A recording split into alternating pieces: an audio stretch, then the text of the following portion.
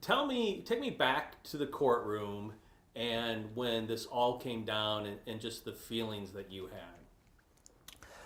It was pretty dramatic. It was kind of a little bit hard to believe that this had all happened. You know, this had been such a long, drawn-out situation just from when I wrote the story in 2011, and I can hardly imagine what was going through Mr. Jackson's head, having had this go on for 39 years.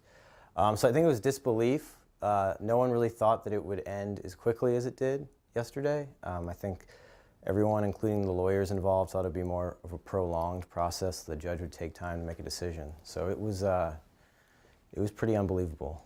What do you think about the Cleveland scene and them backing you on this story and giving you the time to take a look at it? I think it really kind of is a testament to doing like long form kind of writing and reporting, because I worked on this story for about 6 months, probably longer. The story itself is probably about 5,000 words. So the magazine, because we had that space and gave me that support to do that type of long writing and reporting, I think that was really integral, because it was such a difficult, the situation was, there were so many kind of moving pieces to the story that I think you needed that kind of bigger landscape or bigger platform to tell it. I know you being a very experienced journalist, you had your eyes peeled on Mr. Jackson when this was happening. Right. What did he say? What was the emotion that you saw? He began to cry. He had his hands up on the table, and he had his face buried in his hands. He was manacled, so he was, kind of like this. He was very, very emotional.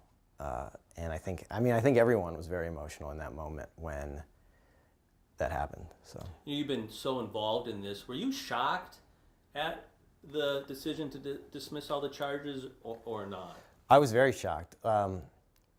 I knew I had done so much work on this case that I knew the details and I knew that these men were innocent. But I thought that it would take a while for the court to come to that conclusion as well. And I was really, I give credit to the prosecutor's office for making the decision that they did. I think that they obviously recognized what had happened here. And what was the key, do you think, in this whole case?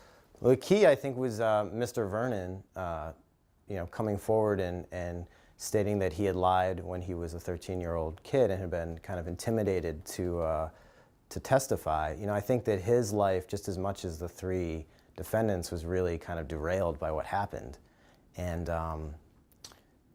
for 39 years he'd been telling this lie, and him coming forward finally, I think, is really what sealed the deal for these guys.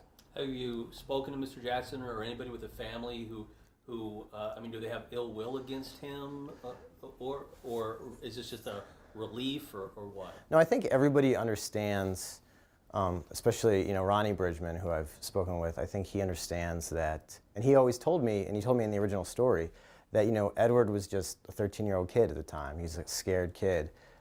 So there's no ill will, and from the letters I've exchanged with Mr. Jackson, I get the same sense, is that these aren't men who are bitter or angry. I think they've just really maintained their dignity through all this, which is pretty incredible.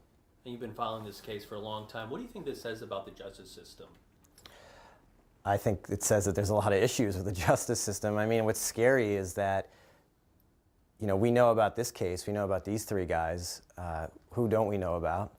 And the even scarier thing is that when this case happened in 1975, they were all convicted and given death sentences, death by electrocution.